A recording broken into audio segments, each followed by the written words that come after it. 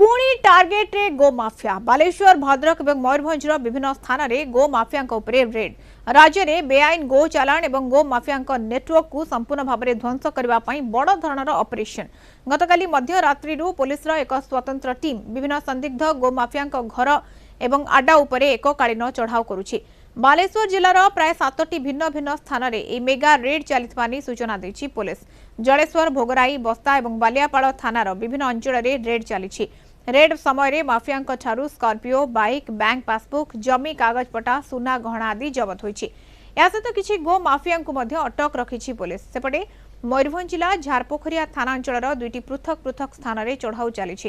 तेबे ए गाँवर एसके टकरा और एसके तबरेज घरे चली चढ़ाऊ। दुई जन घर नगद टंका और विपुल सुना रूपा गहना जबत होइछि।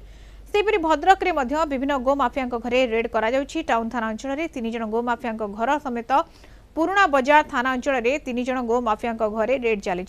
सेमानक निकटरू 14,500 टंका जबत करिछि पुलिस। घर सर्च कलु रेड कलु सेमती किछि जिंस मिललानी। हाँ या व्यतीत जिलार अनेक जगह अन्य टीम गुड़ चढ़ कर मेजर जिनस हूँ गो माफिया जो इलीगल ये गोटे इकोनॉमिकली ऑफेंस ये आम गोटे इन्वेस्टिगेशन करुचु एवं अनेक केस भी रही वारंट रही।